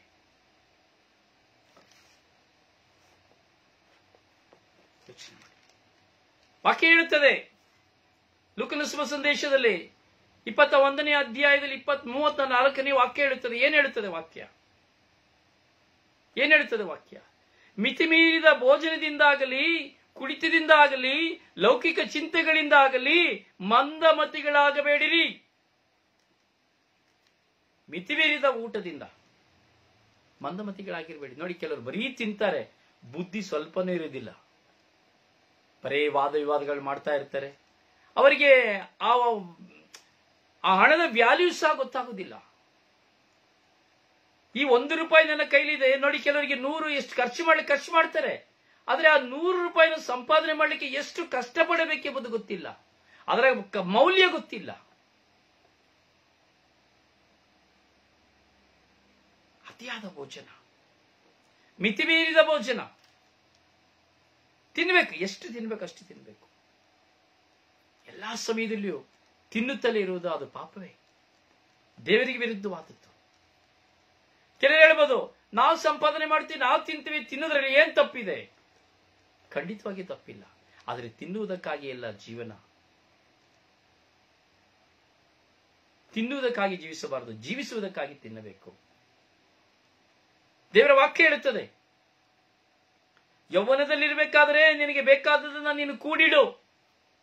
ಈಗ ನೀನು ಕೂಡಿಡದೆ ಹೋದರೆ ನಾಳೆ ನಿನಗೆ ತಿನ್ನಲೇನಿರುವುದಿಲ್ಲ ಎಂಬುದಾಗಿ. ಹೌದು ಪ್ರಿಯರೇ, ಮಿತಿಮೀರಿದ ಭೋಜನ. ಕೆಲವರು ನೋಡಿ, ತಿನ್ನುವುದಕ್ಕೆ ಫ್ರೆಂಡ್ಶಿಪ್ ಮಾಡ್ತಾರೆ, ಕುಡಿಲಿಕ್ಕೆ ಫ್ರೆಂಡ್ಶಿಪ್ ಮಾಡ್ತಾರೆ. ಕ್ಲಬ್ಗಳಲ್ಲಿ, ಪಬ್ಗಳಲ್ಲಿ ನೋಡಿ, ಬರೀ ತಿಂದು ಕುಡಿಯುವುದಷ್ಟೇ. ಎಷ್ಟೋ ಜನ ಹೆಣ್ಣು ಮಕ್ಕಳನ್ನ ನೋಡಿ ಗಂಡ ಮಕ್ಕಳನ್ನ ಫ್ರೆಂಡ್ಶಿಪ್ ಮಾಡ್ತಾರೆ, ತಿನ್ನುವುದಕ್ಕಾಗಿ, ಕುಡಿಯುವುದಕ್ಕಾಗಿ. ಇನ್ನೆಷ್ಟೋ ಜನ ಗಂಡಸರು ಹೆಂಗ ಎಲ್ಲ ಕಡೆ ಗಂಡು ಹೆಣ್ಣು ಎಲ್ಲಿಯೇ ಇರ್ಬೋದು ನೋಡಿ, ತಿನ್ನುವುದಕ್ಕಾಗಿ ಫ್ರೆಂಡ್ಶಿಪ್ ಮಾಡ್ತಾರೆ. ಒಳ್ಳೊಳ್ಳೆ ಐಫೈ ಹೋಟೆಲ್ಗಳನ್ನು ಹುಡುಕ್ತಾರೆ. ಕೆಲವರು ಪ್ರೀತಿಗಾಗಿ ಇರುವುದನ್ನ ಕಳೆದುಕೊಳ್ಳುತ್ತಾರೆ, ಕೊಟ್ಟು ಕಳೆದುಕೊಳ್ಳುತ್ತಾರೆ. ಮಿತಿಮೀರಿದ ಭೋಜನ, ಕುಡಿತ. ನಾನು ನಿನ್ನೆ ಏನೋ ಒಂದು ನೋಡ್ತಾ ಇದ್ದೆ ಪ್ರಿಯರೇ. ನಿನ್ನೆ ನನಗೆ ಶಾಕ್ ಆಯ್ತು. ನಿನ್ನೆ ದಿನ ನಾನು ಬರೀ ಈ ಬೀರು ಮತ್ತೆ ಮುಂಚೆ ಎಲ್ಲ ಬರ್ತಾ ಇತ್ತು, ಅದು ಶರಾಬ್ ಇತ್ತು, ಎಲ್ಲ ಮುಂಚೆ ಶರಾಬ್ ಇತ್ತು, ಈ ಎಂಡ ಇತ್ತು, ಮತ್ತೆ ನನಗೆ ಗೊತ್ತಿದ್ದಾಗೆ ಬೀರ್ ಇತ್ತು, ಮತ್ತೆ ನಾನು ಎರಡು ಮೂರು ಹೆಸರನ್ನ ಕೇಳಿದೆ. ಒಂದು ಐವಾಟ್ಸ್ ವಿಸ್ಕಿ ಎಂಬುದಾಗಿ, ಇನ್ನೊಂದು ಏನಪ್ಪ, ಇನ್ನೊಂದೇನು ಹೇಳ್ತಾರೆ, ವಿಸ್ಕಿ, ಬೀರ್, ರಮ್ಮು ಇಷ್ಟನ್ನು ಮಾತ್ರ ಕೇಳಿದೆ ಅಷ್ಟೇ. ನನ್ನ ಮನಸ್ಸಲ್ಲಿ ಇವತ್ತಿಗೂ ಸಹ ನನ್ನ ಮನಸ್ಸಲ್ಲಿ ಇದು ಒಂದು ಬೀರ್ ಕುಡಿದ್ರು ಒಂದು 50 ರೂಪಾಯಿ 60 ರೂಪಾಯಿ ಬೀರು, ಹೀಗೆ 30 ರೂಪಾಯಿ ಹೀಗೆ ಇತ್ತು. ಪ್ರಿಯರೇ, ನಿನ್ನೆ ನೋಡಿ ನನಗೆ ಶಾಕ್ ಆಯ್ತು. ಊಟನೂ ಅಷ್ಟೇನೆ. ಮುಂಚೆ ನಾವು ಊಟ ಮಾಡಬೇಕಾದ್ರೆ ಒಂದು ಮೊಸರನ್ನ, ಒಂದು ಅನ್ನ ಸಾಂಬಾರು, ಒಂದು ಊಟ ಕೊಟ್ಬಿಟ್ರೆ ನಮಗೆ ಅವಾಗೆಲ್ಲ ಹೇಳಲಿಕ್ಕೆ ನಿಮಗೆ ಗೊತ್ತು ಚೆನ್ನಾಗಿ. 10 ಪೈಸಾ ಕೊಟ್ರೆ 4 ದೋಸೆ ಸಿಗ್ತಾ ಇತ್ತು ಒಂದು ಕಾಲದಲ್ಲಿ, ಅದು ಬೇರೆ ವಿಷಯ. ಈಗ ನೀವು ಹೋಟೆಲ್ಗೆ ಹೋಗಿ ಅಲ್ಲ, ಯಪ್ಪ ಕೇಳಲಿಕ್ಕಾಗ್ತದೆ ಹೋಟೆಲ್ ಊಟ ಬೆಲೆ ಕ್ರಯ ಏನು ಕಡಿಮೆ ಇದೆಯಾ? ಒಂದು ಊಟಕ್ಕೆ 1,000, 2,000, 3,000 ರೂಪಾಯಿಗೂ ಒಂದು ಊಟಕ್ಕೆ. ಕೆಲವರು ಐಫೈ ಹೋಟೆಲ್ಗಳನ್ನ ಹುಡುಕಿ ಹೋಗ್ತಾರೆ. ಇವತ್ತಂತೂ ನಾವು ನೋಡ್ತೀವಿ ಈ ಫೇಸ್ಬುಕ್ ಅಲ್ಲೆಲ್ಲ ಬರೀ ಅಡ್ವರ್ಟೈಸ್ಮೆಂಟ್. ಬಕೆಟ್ ಊಟ ಅಂತೆ, 5 ತರ 8 ತರ 15 ತರ ಐಟಮ್ಸ್ ಅಂತೆ, ಭಯಂಕರವಾಗಿರುತ್ತೆ. ಒಂದೊಂದು ಊಟಕ್ಕೆ ಅಷ್ಟಷ್ಟು ಬೆಲೆ. ಒಂದು ಜ್ಯೂಸ್ ಒಂದು ದಿನ ನನ್ನ ಗುರುಗಳ ಜೊತೆ ನಾನು ಒಂದು ಹೋಟೆಲ್ಗೆ ಹೋಗಿದ್ದೆ, ಊಟ ಮಾಡ್ಲಿಕ್ಕೆ ಅಂತ ಕರ್ಕೊಂಡೋಗಿದ್ರು. ಫಸ್ಟ್ ಒಂದು ಚೈನೀಸ್ ರೆಸ್ಟೋರೆಂಟ್ಗೆ ಕರ್ಕೊಂಡೋಗಿದ್ರು. ತಿಂದೆ, ಏನೋ ಕೊಟ್ರು, ಅದು ಏನೇನೋ ಒಂಥರ ತಿಂದೆ. ಅದು ಒಂದು ಪ್ಲೇಟಿಗೆ 500 ರೂಪಾಯಿ. ಶಾಕ್ ಆಯ್ತು. ಇನ್ನೊಂದು ದಿನ ಊಟಕ್ಕೆ ಹೋಗಿದ್ದೆ, ನಾನ್ ವೆಜ್ಜಿಗೆ ಅಲ್ಲ ವೆಜ್ಜಿಗೆ ಹೋಗಿದ್ದೆ. ಊಟ ಮಾಡಿ ಆಗ ಗುರುಗಳು ಹೇಳಿದ್ರು, ಮೊಸರು ತಗೊಳ್ಳ, ಮೊಸರು ಕುಡಿತೀರಾ? ಒಂದು ಮಡಿಕೆಯಲ್ಲಿ ಮೊಸರು ತಂದು ಕೊಟ್ರು, ಚಿಕ್ಕ ಮಡಿಕೆ. ಕುಡಿದೆ, ಒಂಚೂರು ಚೆನ್ನಾಗಿರ್ಲಿಲ್ಲ. ಎಷ್ಟು ಅಂದ್ರೆ 160 ರೂಪಾಯಿ ಒಂದು ಮೊಟ್ಟೆ, ಒಂದು ಮಡಿಕೆ ಮೊಸರಿಗೆ, ಚಿಕ್ಕ ಮಡಿಕೆ ಮೊಸರಿಗೆ. ಹಾಗೆ ನಾನು ನೆನ್ನೆ ನೋಡ್ಬೇಕಾದ್ರೆ ನಾನು ನೋಡಿದೆ ಒಂದು ಕರೆಕ್ಟ್ ಯಾವ್ದೊಂದು ಇದರಲ್ಲಿ ಯೂಟ್ಯೂಬ್ ಅಲ್ಲೇ ಫೇಸ್ಬುಕ್ ಅಲ್ಲಿ ಅಂತ ಕಾಣ್ತದೆ, ಒಂದೊಂದು ಹೆಸರುಗಳನ್ನ ಹೇಳ್ಕೊಂಡು ಇದಕ್ಕೆ ಇಷ್ಟು ಹಣ ಇಷ್ಟು ಹಣ. ನಾನು ನೋಡಿದೆ, ಒಂದು ಬಾಟಲ್ಗೆ 6,800 ರೂಪಾಯಿ ಹೇಳಿದ್ರು. ಒಂದು ಬಾಟಲ್ಗೆ 6,000 ರೂಪಾಯಿ. ಹೇಗೆ ಮನುಷ್ಯ ಕುಡಿತಾನೆ? 4,000 ರೂಪಾಯಿದಿದೆ, 3,500 5,500 6,000 ರೂಪಾಯಿದಿದೆ. ನನಗೆ ಜುಮ್ ಆಯ್ತು ಮೈ. ಇಷ್ಟರ ಮಟ್ಟಿಗೆ ಇಷ್ಟು ಬೆಲೆ ಇದ್ದ ಆ ನೀರಾಗಿ ಇಷ್ಟಿರುವುದನ್ನ ಕುಡಿಲಿಕ್ಕೆ ಇಷ್ಟು 1,000 ಕೊಡಬೇಕಾ? ನೋಡಿ ಕುಡಿತ. ಈ ಕುಡಿದಾದ್ಮೇಲೆ ಏನಾಗ್ತದೆ? ಜಗಳ, ಕಚ್ಚಾಟ, ಕಿತ್ತಾಟ, ಹೋರಾಟ, ಹಳೆದೆಲ್ಲ ಹೊರಗೆ ತೆಗೆದು ಕೂಗಾಟ, ರಸ್ತೆಲೆಲ್ಲ ಬಿದ್ದು ನೋಡಿ, ತಿಪ್ಪೆಯಲ್ಲಿ ಬಿದ್ಕೊಳ್ತಾರೆ, ಮೋರಿಲಿ ಬಿದ್ಕೊಳ್ತಾರೆ. ನಾನು ಮೊನ್ನೆ ಒಂದು ಪ್ರಯಾಣಕ್ಕೆ ಹೋಗಿದ್ದೆ. ಪ್ರಯಾಣಕ್ಕೆ ಹೋಗಿಬೇಕಾದ್ರೆ ಅಚಾತುರ್ಯವಾಗಿ ಒಂದು ಬಸ್ ಸ್ಟ್ಯಾಂಡು, ಸ್ವಲ್ಪ ಒಳಗೆ ಹೋಗ್ಬೇಕಾಯ್ತು. ಒಳಗೆ ಹೋದ್ರೆ ಸ್ವಲ್ಪ ಯೂರಿನ್ ಪಾಸ್ ಮಾಡಬೇಕಾಗಿತ್ತು. ಅಲ್ಲಿ ಹೋಗಿ ನಾನು ಯೂರಿನ್ ಪಾಸ್ ಮಾಡ್ಲಿಕ್ಕೆ ಹೋಗ್ಬೇಕಾದ್ರೆ ಗುಂಡಿಲಿ ಒಬ್ಬ ಬಿದ್ದೋಗಿದ್ದಾನೆ, ತಿಪ್ಪೆ ಗುಂಡಿ ಒಳಗಡೆ ಸತ್ತೋಗಿದ್ದಾನೆ ಅಂತ ತಿಳ್ಕೊಂಡೆ. ತಕ್ಷಣ ಓಡಿ ಬಂದು ಅಲ್ಲಿರುವಂತ ರಿಕ್ಷಾದವ್ರಿಗೆ ಹೇಳಿದೆ, ಯಾರು ಬಿದ್ದೋಗಿದಾರಪ್ಪ, ಸತ್ತೋಗಿದ್ದಾರೆ ಅಂತ ಕಾಣ್ತಾ ಅಂದ್ಬಿಟ್ಟು. ಇಬ್ರು ಓಡಿ ಬಂದ್ರು. ಓಡಿ ಬಂದು ನೋಡಿದ್ರೆ ಅವನು ತಿಪ್ಪೆಯಲ್ಲಿ ಬಿದ್ದಿದ್ದಾನೆ, ಕುಡಿದು ಬಿದ್ದಿದ್ದಾನೆ. ಗುಂಡಿ ನೋಡಿ, ರಸ್ತೆಯಲ್ಲಿ ನೋಡಿ, ರಸ್ತೆ ಪ್ಲಾಟ್ಫಾರ್ಮ್ಗಳೆಲ್ಲ ಬಿದ್ದಿರ್ತಾರೆ. ಮೇನ್ ರಸ್ತೆ ಅಂತ ಮೇನ್ ರೋಡ್ ಅಂತಿಲ್ಲ, ಎಲ್ಲ ಕಡೆ ಕುಡಿದು ಬಿದ್ದಿರ್ತದೆ. ಇದೇ ವಾಕ್ಯ ಹೇಳ್ತಾ ಇದೆ. ಮಿತಿಮೀರಿದ ಭೋಜನದಿಂದ ಆಗಲಿ, ಕುಡಿತದಿಂದ ಆಗಲಿ, ಲೌಕಿಕ ಚಿಂತನೆಗಳಿಂದ ಆಗಲಿ, ಲೌಕಿಕವಾದ ಚಿಂತನೆಗಳು, ಬೇಡವಾದ ಚಿಂತನೆಗಳು, ತಿನ್ನುವ ಚಿಂತನೆ ಒಂದು ಕಡೆ, ಕುಡಿಯುವ ಚಿಂತನೆ ಒಂದು ಕಡೆ, ವ್ಯಾಮೋಹದ ಚಿಂತನೆ ಒಂದು ಕಡೆ, ಅಲ್ಲಿ ಹೋಗುವ ಇಲ್ಲಿ ಹೋಗುವ, ಅದನ್ನ ಮಾಡುವ ಇದನ್ನ ಮಾಡುವ, ಲೌಕಿಕವಾದ ಚಿಂತನೆಗಳು. ಈ ಲೌಕಿಕವಾದ ಎಲ್ಲ ಚಿಂತನೆಗಳು ನಮ್ಮನ್ನ ನಾಶನಕ್ಕೆ ಕೊಂಡು ಹೋಗ್ತದೆ.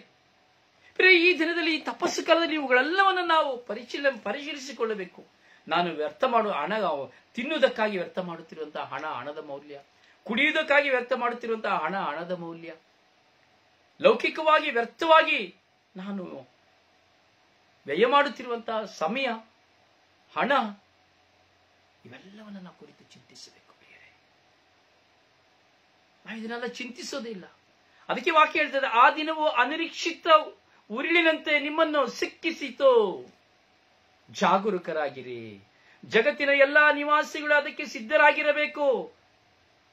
ಬಂದೊದಗಲಿರುವ ಇವೆಲ್ಲವುಗಳಿಗಿಂತ ಪಾರಾಗಿ ನರಪುತ್ರನ ಮುಂದೆ ನಿಲ್ಲಲು ನೀವು ಶಕ್ತರಾಗುವಂತೆ ನಿರಂತರವಾಗಿ ಪ್ರಾರ್ಥನೆ ಮಾಡುತ್ತಾ ಎಚ್ಚರಿಕೆಯಿಂದಿರಬೇಕು. ಪ್ರೈಸಲೋ, ಹಲ್ಲೆಲೂಯಾ, ಹಲ್ಲೆಲೂಯಾ.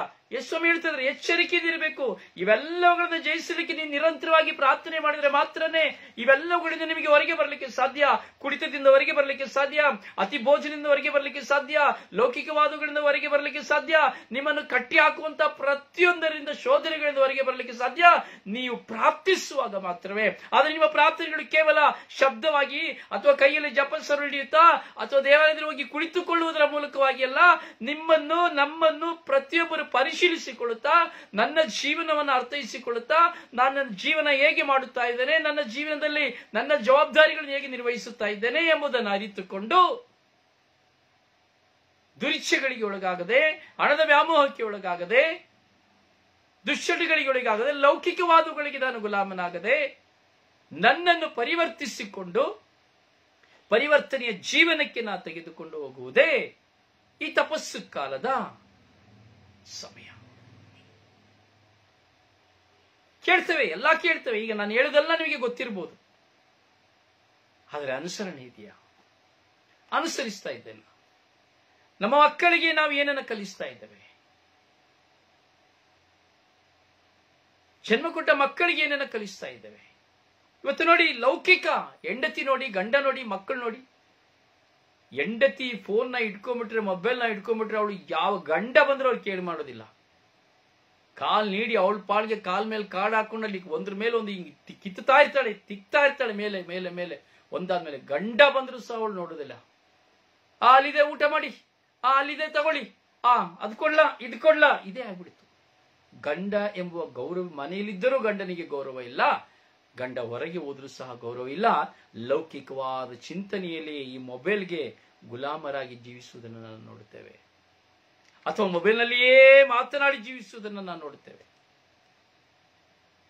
ಇವತ್ತು ನೋಡಿ, ಒಂದು ಹೆಂಡತಿನ ಸ್ಥಾನದಲ್ಲಿಲ್ಲ, ಒಂದು ಗಂಡನ ಕೆಲವರು ಜವಾಬ್ದಾರಿ ಇಲ್ಲದ ಗಂಡಂದಿರನ್ನು ಸಹ ನಾವು ನೋಡುತ್ತೇವೆ. ಅವರ ಮನೆಯೇ ಮೊಬೈಲ್, ಇಂಟರ್ನೆಟ್. ಮಕ್ಕಳನ್ನ ನಾವು ನೋಡ್ತೇವೆ, ಬರೇ ಮಕ್ಕಳು ಅದೇ ಕೆಲಸ. ತಾಯಿ ತನ್ನ ಮಕ್ಕಳನ್ನು ಖಂಡಿಸುವುದೇ ಇಲ್ಲ. ತಾನು ಜಯಿಸುವುದಕ್ಕಾಗಿ ತಾಯಿ ತಾನು ತನ್ನನ್ನ ಪರಿವರ್ತಿಸಿಕೊಳ್ಳಲು ಸಾಧ್ಯವಾಗದೆ ತನಗೆ ಅಡಚಣೆ ಆಗುತ್ತಾರೆ ಎಂಬುದಾಗಿ ಅರಿತು, ಅಥವಾ ತನ್ನ ಗಂಡನು ಕೇಳುವುದನ್ನ, ತನ್ನ ಗಂಡನು ಪ್ರಶ್ನಿಸುತ್ತಾನೆ ಎಂಬುದನ್ನು ಕೇಳಿ ತನ್ನ ಮಕ್ಕಳನ್ನು ಪ್ರಶ್ನಿಸದೆ ನಡೆಯುತ್ತಾಳೆ. ತನ್ನ ಮಕ್ಕಳಿಗೆ ಅವಳು ಹೇಳುವುದಿಲ್ಲ, ಯಾಕೆ ಮಕ್ಕಳ, ಯಾಕೆ ನೀವೀಗೆ ಮೊಬೈಲಲ್ಲೇ ಇದ್ದೀರಿ, ಪ್ರಾರ್ಥನೆ ಮಾಡಿ, ನೀವು ಎಲ್ಲಾ ಸಮಯಕ್ಕೆ ಮೊಬೈಲಲ್ಲೇ ಇರಬಾರದು, ನೀವು ನಿಮ್ಮ ಜ್ಞಾನವನ್ನು ಬೆಳೆಸ್ಕೊಳ್ಬೇಕು, ಲೌಕಿಕವಾಗಿ ನೀವು ಚಿಂತೆಯಿಂದ ಹೊರಗೆ ಬರಬೇಕು, ಕೇವಲ ಈ ಮೊಬೈಲ್ನ ಮೂಲಕವಾಗಿ ನೀವು ಕುಳಿತು ನಿಮ್ಮ ಸಮಯವನ್ನು ವ್ಯರ್ಥ ಮಾಡಬಾರದು, ಪ್ರಾರ್ಥನೆ ಮಾಡಿ, ನಿಮ್ಮ ವಿದ್ಯೆಗೆ ತಕ್ಕದ್ದಾದದನ್ನು ನೀವು ಓದಿ, ಹಾಗೂ ಒಳ್ಳೆಯದನ್ನು ನೀವು ಹುಡುಕಿರಿ ಎಂಬುದಾಗಿ ತಾಯಿಯಾದವಳು ಹೇಳುವುದೇ ಇಲ್ಲ. ತಾಯಿ ಕೈಲಿ ಮೊಬೈಲು, ಮಕ್ಕಳ ಕೈಲೂ ಮೊಬೈಲು. ಮಕ್ಕಳು ಎಳಿತಾ ಇರ್ತಾಳೆ, ಈ ಕಡೆ ತಾಯಿನಿ ಎಳಿತಾ ಇರ್ತಾಳೆ. ಯಾಕೆಂದ್ರೆ ತಾಯಿಗೆ ಬೇಕಾಗಿರೋದು ತನ್ನ ಮಕ್ಕಳು ತನ್ನನ್ನು ಏನೂ ಕೇಳಬಾರದು. ಗಂಡನು ಕೇಳುವಾಗ ನಿಮ್ಮ ಅಪ್ಪ ಹಾಗೇನೆ, ಆ ಗಂಡ ಅವನ ಬಗ್ಗೆ, ತನ್ನ ಗಂಡನ ಬಗ್ಗೆ ನಿರ್ಲಕ್ಷ್ಯ ಮಾಡಿ ತನ್ನ ಮಕ್ಕಳ ಬಾಯನ್ನು ಮುಚ್ಚಿಸುತ್ತಾ ತಾನು ಒಳ್ಳೆಯವಳಾಗುವುದಕ್ಕಾಗಿ ತನ್ನ ಮಕ್ಕಳನ್ನ ದಿಕ್ಕು ತಪ್ಪುವಂತೆ ಮಾಡುವಂತ ತಾಯಂದಿರನ್ನು ನಾವು ನೋಡುತ್ತಾ ಇದ್ದೇವೆ. ನೋಡಿ, ಈ ಎಷ್ಟು ಆಟಗಳು. ಮೊನ್ನೆ ಒಂದು ಮನೆಯನ್ನು ಸಂಧಿಸಿದ್ದೆ ನಾನು. ಸುಮಾರು 26-27 ವರ್ಷ ಯುವಕ. ನನ್ನ ಬಲಿಪೂಜೆ ಮುಗಿಸಿ ಬರುವಾಗ ನನ್ನನ್ನು ಕರೀಲಿಕ್ಕೆ ನನ್ನ ಬ್ರದರ್, ನನ್ನ ಮಗನನ್ನು ಸಂಧಿಸಿ ಎಂದು. ಅವ್ರು ಹೇಳ್ತಾರೆ, ಬ್ರದರ್, ಈ ಒಂದು ಸ್ಥಳದಿಂದ 9 ತಿಂಗಳಿಂದ ಈ ಸ್ಥಳವನ್ನು ಬಿಟ್ಟು ಇವನು ಎದ್ದಿಲ್ಲ. ಇಷ್ಟೂ ದಿನ ಕೆಲಸಕ್ಕೆ ಹೋಗುತ್ತಾ ಇದ್ದ, ಕೈ ತುಂಬ ಸಂಪಾದನೆ ಮಾಡುತ್ತಾ ಇದ್ದ, ಎಲ್ಲ ತಂದು ಕೊಡುತ್ತಾ ಇದ್ದ. 9 ತಿಂಗಳಾಯಿತು ಈ ಮನೆಯನ್ನ ಬಿಟ್ಟು ಹೊರಗೆ ಹೋಗಿಲ್ಲ, ಈ ಹಾಸಿಗೆಯನ್ನು ಬಿಟ್ಟು ಹೊರಗೆ ಹೋಗಿಲ್ಲ. ಇಲ್ಲೇ ಊಟ ಮಾಡುತ್ತಾನೆ, ಇಲ್ಲೇ ಮಲಗುತ್ತಾನೆ. ಮೊಬೈಲ್ ಇಲ್ಲದ ಅವನಿಗೆ ಜೀವಿಸಲಾಗುತ್ತಾ ಇಲ್ಲ. ಮಾತಾಡಿದೆ ಅವನ ಹತ್ರ, ಮಾತನಾಡಿದೆ. ಜ್ಞಾನವೇನೋ ಇದೆ, ತಿಳುವಳಿಕೆ ಇಲ್ಲ, ಅಜ್ಞಾನಿಯಾಗಿದ್ದಾನೆ. ಕಾರಣ ಮೊಬೈಲ್. ಪಜ್ವಿ ಏನೋ ಹೇಳ್ತಾರಲ್ಲ, ಒಂದು ಆಟಕ್ಕೆ ಗುಲಾಮನಾಗಿ ಹೋಗಿದ್ದಾನೆ. ತಿಂಗಳಿಗೆ 25,000 ಸಂಬಳ ಕೆಲಸ ಮಾಡ್ತಾ ಇದ್ದವನು. ಮೊಬೈಲ್. ಇವತ್ತು ಯುವಕರು ಈ ಮೊಬೈಲ್ನ ಮೂಲಕವಾಗಿ ನಾಶವಾಗ್ತಾ ಇದ್ದಾರೆ. ನನ್ನ ಮಕ್ಕಳಿಗೆ ನಾನು ಅದನ್ನೇ ಹೇಳ್ತೇನೆ, ಮಕ್ಕಳಾ ಬೇಡ, ಈ ಮೊಬೈಲ್ ಬೇಡ ನಿಮಗೆ. ಈ ಸಿನಿಮಾ ನೋಡ್ತಾ ಬರೀ ಮೊಬೈಲ್ ಅಲ್ಲಿ ಇರಬೇಡಿ, ವಾಟ್ಸಪ್, ಈ ಫೇಸ್ಬುಕ್, ಯೂಟ್ಯೂಬ್ ಅಲ್ಲಿ ಇರಬೇಡಿ. ಅದು ನಿಮ್ಮನ್ನು ನಾಶ ಮಾಡ್ತದೆ, ನಿಮ್ಮ ಸಮಯವನ್ನು ನಾಶ ಮಾಡ್ತದೆ ಎಂಬುದಾಗಿ ನಾನು ಸಹ ಬೊಬ್ಬೆ ಹಾಕುತ್ತಲೇ ಇರ್ತೇನೆ ಪ್ರಿಯರೇ. ಯಾಕಂದ್ರೆ ನಾನು ಎಲ್ಲರ ಬಗ್ಗೆ ಮಾತಾಡಿ ನನ್ನ ಬಗ್ಗೆ ಮಾತಾಡಲಿಲ್ಲ, ತಪ್ಪದು. ಪ್ರಿಯರೇ, ಹೇಳುವಂಥದ್ದು ನಾವು ಹೇಳಬೇಕು. ಇಂದು ಹೇಳಿ ನನ್ನ ಮಕ್ಕಳಾಗಲಿ, ನಿಮ್ಮ ಮಕ್ಕಳಾಗಲಿ, ನಿಮ್ಮ ಹೆಂಡತಿ ಆಗಲಿ, ನನ್ನ ಹೆಂಡತಿ ಆಗಲಿ ಕೇಳದೆ ಹೋದರೆ ಒಂದು ದಿನ ಬರುವುದು, ಅದು ಅವರನ್ನೇ ಬೇಟೆಯಾಡುವುದು, ಅದು ಅವರನ್ನೇ ನಾಶ ಮಾಡುವುದು, ಅದು ಅವರಿಗಿರುವುದೆಲ್ಲವನ್ನು ಕಸಿದುಕೊಳ್ಳುವಂತೆ ಮಾಡುವುದು. ಈ ತಪಸ್ಸು ಕಾಲ, ಇವೆಲ್ಲವನ್ನ ಚಿಂತಿಸುವ ಕಾಲ. ಇದೆಲ್ಲ ಕಣ್ಣಿಗೆ ಕಾಣುವ, ಇದನ್ನ ಪಾಪ ಎಂಬುದಾಗಿ ನಾವು ಎಣಿಸುವುದೇ ಇಲ್ಲ.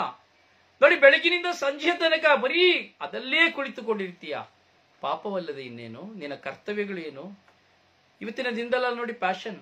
ಒಂದು ದಿನ ಸಾಂಬಾರ್ ಮಾಡಿದ್ರೆ 5 ದಿನ ಫ್ರಿಡ್ಜ್ ಅಲ್ಲಿ ಉಕ್ಕಿಡ್ತಾರೆ. ಒಂದು ದಿನ ಸಾಂಬಾರ್ ಮಾಡಿದ್ರೆ 5 ದಿನ ಫ್ರಿಡ್ಜ್ ಅಲ್ಲಿ ಉಕ್ಕಿಡ್ತಾರೆ. ಒಂದು ದಿನ ಅನ್ನ ಮಾಡಿದ್ರೆ 2 ದಿನ ಅದನ್ನು ಸಹ ಒಕ್ಕಿಡ್ತಾರೆ. ಏನ್ ಮಾಡಿದೆ? ನನಗೆ ಎಷ್ಟು ಕೆಲಸ ಇತ್ತು? ಏನಿಲ್ಲ ಕೆಲಸ. ಬೆಳಿಗ್ಗೆ ಒಂದಿಷ್ಟು ಹಾಕಿ ಗಂಜಿ ಮಾಡೋದು, ಸಾಂಬಾರ್ ತೆಗೆಯೋದು, ಬಿಸಿ ಮಾಡೋದು, ಮಲ್ಕೊಳ್ಳೋದು, ಮೊಬೈಲ್ ನೋಡೋದು, ಇಷ್ಟನೇ ಕೆಲಸ. ಇಲ್ಲಾಂದ್ರೆ ಫೋನ್ ತಗೊಳ್ಳೋದು, ಮಾತಾಡ್ತಾ ಕೂತ್ಕೊಳ್ಳೋದು, ಇದೇ ಕೆಲಸ.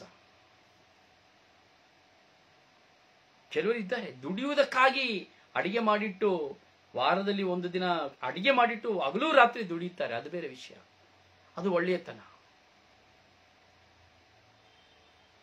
ಹೊಸದಾಗಿ ರುಚಿಯಾಗಿ ತನ್ನ ಗಂಡನಿಗೆ ರುಚಿ ರುಚಿಯಾಗಿ ಒಂದು ಮಾಡಿ ಹಾಕುವುದಕ್ಕಾಗಲಿ, ಅಥವಾ ಕುಟುಂಬದಲ್ಲಿ ಒಂದು ಪತಿರ್ವತೆಯಾಗಿ ಒಂದು ಮನೆಯಲ್ಲಿರುವ ಪೀಠದಲ್ಲಿ ಒಂದು ಮೇಣದ ಬತ್ತಿಯನ್ನು ಹೊತ್ತಿಸಿ, ಒಂದು ಗಂಧದ ಕಡ್ಡಿನ ಹೊತ್ತಿಸಿ, ಆ ಪೀಠದ ಮುಂದೆ ಕುಳಿತು 1 ಗಂಟೆ, ಅರ್ಧ ಗಂಟೆ ಸಹ ಕುಳಿತುಕೊಳ್ಳಲು ಯೋಗ್ಯವಲ್ಲದ ಸ್ತ್ರೀಯರು, ತಾಯಂದಿರು ಈ ಲೋಕದಲ್ಲಿ ಇದ್ದಾರೆ ಗೊತ್ತಾ ನಿಮಗೆ? ಮನೆಯಲ್ಲಿ ಒಂದು ದೀಪವನ್ನು ಸಹ ಹಚ್ಚುವುದಿಲ್ಲ. ಒಂದು ಇಡಿಸುಳಿಯನ್ನ ತೆಗೆದುಕೊಂಡು ಒಂದು ಏನೇಳೋದು ಗುಡಿಸಲು ಪೊರಕೆಯನ್ನು ಸಹ ತೆಗೆದುಕೊಳ್ಳುವುದಿಲ್ಲ. ತನ್ನ ಗಂಡನ ಮಲಗಿದ ಹಾಸಿಗೆಯನ್ನು ಸಹ ಮುಟ್ಟುವುದಿಲ್ಲ. ತನ್ನ ಅತ್ತೆ ಮಾವಂದಿರನ್ನು ಸಹ ನಿರ್ಲಕ್ಷ್ಯ ಮಾಡುವುದಿಲ್ಲ. ಅಂತಹ ಕ್ರೂರ ಸ್ತ್ರೀಯರು ಇರ್ತಾರೆ ಗೊತ್ತುಂಟ. ಅವರನ್ನ ಖಂಡಿಸುವಾಗ ಅವರೇನು ಮಾಡುತ್ತಾರೆ? ಇಲ್ಲ ಸಲ್ಲದ ಅಪವಾದಗಳಿಂದ ಸೇಡನ್ನು ತೀರಿಸುತ್ತಾರೆ. ಕುಟುಂಬದಲ್ಲಿ ಕಲಹವನ್ನುಂಟು ಮಾಡುತ್ತಾರೆ. ತಾನೇ ಒಳ್ಳೆಯವಳು, ತಾನೇ ಒಳ್ಳೆಯವನು ಎಂಬುದಾಗಿ, ತಾವು ಮಾಡುವುದೆಲ್ಲವೂ ಸರಿ ಎಂಬುದಾಗಿ ಜನರ ಮುಂದೆ 10 ನಟನೆ ಮಾಡುತ್ತಾರೆ. ಇದೆಲ್ಲವನ್ನು ಚಿಂತಿಸುವ ಕಾಲವೇ ಆಗಿದೆ ಈ ತಪಸ್ಸು ಕಾಲ. ನಾನು ನಿಮ್ಮ ಮುಂದೆ ಇದ್ದೇನೆ, ಶುಭ ಸಂದೇಶ ಸಾರ್ತಾ ಇದ್ದೇನೆ. ಕೇವಲ ಶುಭ ಸಂದೇಶ ಸಾರುವುದು ಮಾತ್ರವಲ್ಲ ನನ್ನ ಜೀವನ, ಶುಭ ಸಂದೇಶಕ್ಕೆ ತಕ್ಕಾಗಿ ನಾನು ನಡೆದರೆ ಮಾತ್ರನೇ ಜೀವನ.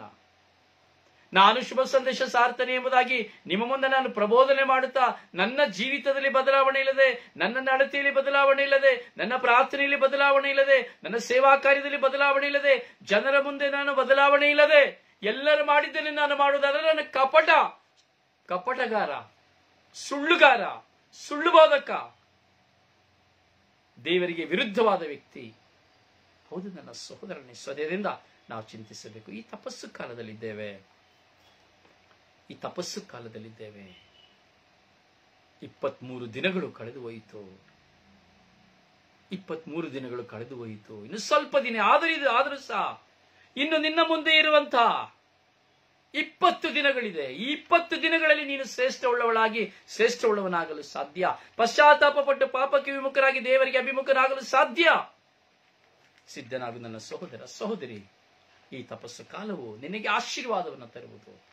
ಈ ಎಲ್ಲ ಶೋಧನೆಗಳಿಂದ, ಈ ದುರಿಚ್ಛೆಗಳಿಂದ, ಕುಡುಕುತನಗಳಿಂದ, ಅತಿ ಭೋಜನದಿಂದ, ಪಾಪದಿಂದ, ಹಣದಿಂದ ಹೊರಬಂದು ಪರಿಶುದ್ಧತೆಯಿಂದ ದೇವರನ್ನು ಕಂಡುಕೊಳ್ಳುವಂತಹ ಮಗನಾಗಿ ಮಗಳಾಗಿ ಬಾಳಲು ಈ ಧ್ಯಾನವು ನಮಗೆ ಉಪಯುಕ್ತವಾಗಿ ದೇವರು ಕೊಟ್ಟಿದ್ದಾರೆ. ದೇವರು ನಿಮ್ಮನ್ನು ಆಶೀರ್ವದಿಸಲಿ. ನಿಮಗಾಗಿ ಪ್ರಾರ್ಥಿಸುವ ನಿಮ್ಮ ಸೇವಕ ಬ್ರದರ್ ಝಾರಿಯೋ ಪಾಂಡವರ. Praise the Lord. God bless you.